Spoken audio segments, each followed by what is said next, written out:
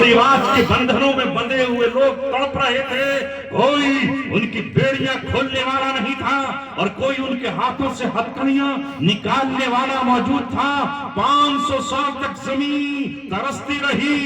आसमान आंसू बरसाता रहा, जमीन कराहती रही, इंसान मासूमियत के साथ चीखता रहा, चिल्लाता रहा कि ऐसे में अल्लाह तबारक व तआला ने मोहम्मद अरबी सल्लल्लाहु अलैहि वसल्लम को 571 ईस्वी में भेज दिया और 40 साल के बाद अल्लाह तबारक व तआला ने 610 ईस्वी में आप सल्लल्लाहु अलैहि वसल्लम पर कुरान नाजिल किया, इस शान के साथ कि रहती दुनिया तक अब हिदायत के लिए कोई और किताब नहीं, महज कुरान है, सिर्फ कुरान है और सिर्फ कुरान है। और इस कुरान के जरिए एक उम्मत, एक जमात, एक गिरोह, एक तबका वजूद में आया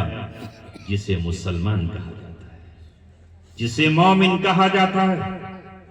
जिसके कांधों पर बहुत बड़ी जिम्मेदारी अल्लाह तबारक व तआला ने आयद की। मैं और आप अल्लाह की अदालत में खड़े होकर जवाब नहीं दे पाएंगे अगर हमने मोहम्मद सल्लल्लाहु अलैहि वसल्लम की सुन्नत से किनारा किया,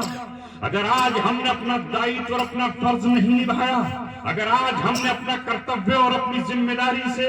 मुंह मोड़ा, तो कयामत में अल्लाह तबारक व तआला हमसे सवाल करेगा, तुम जिंदा थे और तुम्हारे जिंदा होते हुए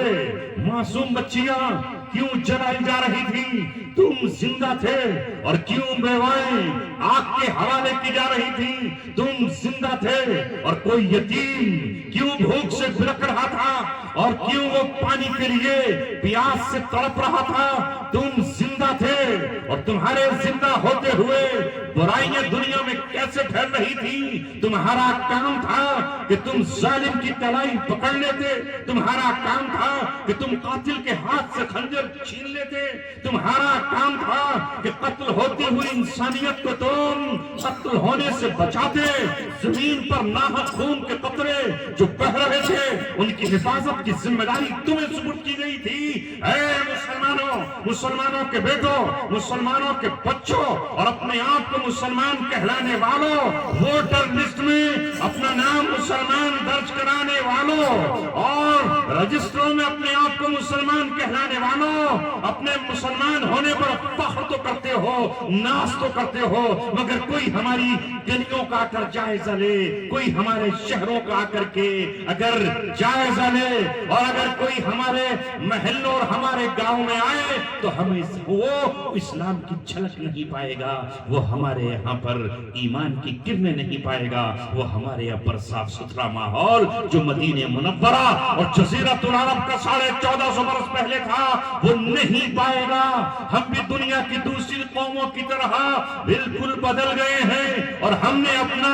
मकसद का फरीजा अपने पैरों के नीचे मसल डाला है, जबकि 1400 बरस पहले कुरान ने कहा था वकदालिका जअलनाकुम उम्मतन वसता लितकूनु शुहदा अलन्नास, और इसी तरह हमने तुम्हें सारी दुनिया का इमामत की जिम्मेदारी तुम सारी दुनिया के लिए नमूना। दुनिया देखती तुम्हारे महल्ले को तो वो साफ सुथरा होता, इसलिए कि तुम्हारे नबी ने कहा अत्तुहूरु शत्रुल ईमान, बाकी आधा ईमान है, आधा ईमान बाकी और अहकामात में है,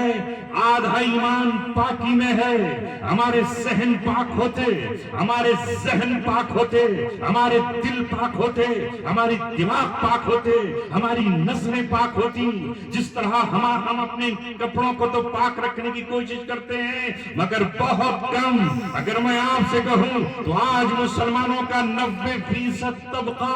महज छोड़ दो तबलीगी जमात से वाबस्ता लोगों को और मदरसों से जुड़े हुए लोगों को, इनके अलावा 90% तबका वो है जो एक कुत्ते की तरह, एक लंगूर की तरह, एक बिल्ली की तरह पेशाब करता है और पेशाब करके वैसे ही सीधा खड़ा हो जाता है। बेशक कहां उसे एहसास है جس طرح ایک جانور، تم کہتے ہو تمہیں تہذیب اللہ تبارک و تعالی نے اسلامی تہذیب عطا کی، مگر آج وہ اسلامی تہذیب جن صحابہ کا ذکر بھی آپ سن رہے تھے اور عظمت صحابہ کے آپ نعرے لگا رہے تھے، خدا کی قسم انہوں نے اپنی عرب تہذیب کو، انہوں نے اپنی جاہلی تہذیب کو، انہوں نے اپنی بدوی تہذیب کو، انہوں نے اپنے پرانے کلچر اور پرانی تہذیب کو اپنی جوتیوں کے نیچے وان ڈالا تھا، اور محمد صلی اللہ علیہ وسلم نے ان سے جو کچھ کہا تھا اس کو انہوں نے سر جھکایا تھا۔ ان کی تہذیب یہ تھی کہ ان کی عورتیں بیٹھ کر استنجا کیا کرتی تھیں اور مرد ان کے کھڑے ہو کر پیشاب کیا کرتے تھے، لیکن نبی پاک صلی اللہ علیہ وسلم نے کہا کہ نہیں، مرد بھی عورتوں کی طرح بیٹھ کر استنجا کریں، پیشاب کھڑے ہو کر نہ کریں۔ خدا کی قسم وہ اسی وقت بیٹھ گئے اور زمانے کے تانوں کی پرواہ نہیں کی، انہوں نے